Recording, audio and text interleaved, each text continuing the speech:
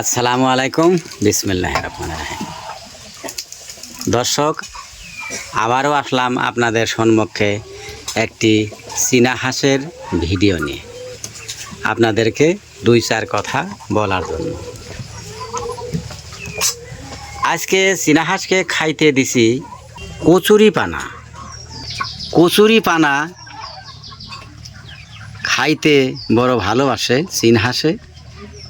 লতা পাতা না খাওয়াইলে চীনা হাঁসের স্বাস্থ্য চেহারাপাতি ভালো থাকে না, যার জন্য আমরা মাঝে মাঝে চীনা হাঁসকে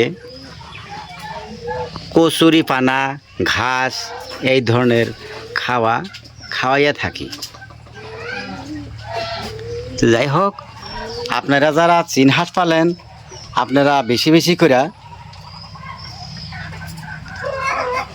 ঘাস পাতা খাওয়ানি চেষ্টা বেশি করবেন, তাতে হাঁসের চেহারা বেশি ভালো থাকবো। আরেকটা কথা হচ্ছে যে এই যে সামনে ঠান্ডার সময় আসতেছে, আপনারা করবেন কি, গরম পানি খাওয়াবেন হাঁসকে।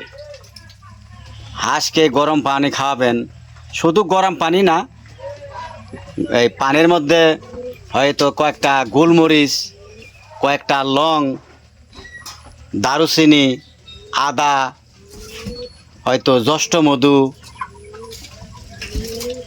যদি পারেন তেজপাতা,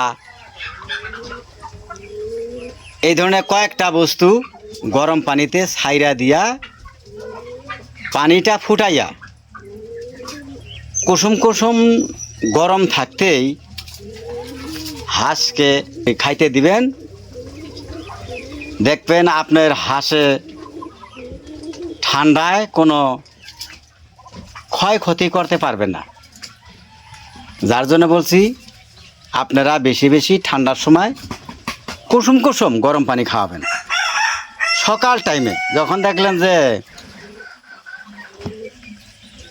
গরম পানিটা খাওয়া শেষ হয়ে গেছে, একটু বেলাগুলা হয়েছে, একটু রোদ রোদ বোঝা যায়, তখন আবার ভালো ফ্রেশ পানি দিবেন। আমরাও এইভাবেই খাওয়াই। আরেকটি কথা, এই যে দেখেন, এই যে জাবা জঙ্গল দেওয়া হয়েছে আপেলের কার্টনের মধ্যে, অনেক যায় বসে রয়েছে চীনা হাঁস। এটা হইল মাতৃ, এই যে মাতৃটা দেখতেছেন, এটা মাতৃ হাঁস। আর এইটা হলো এই যে মাত্রা, বড়টা।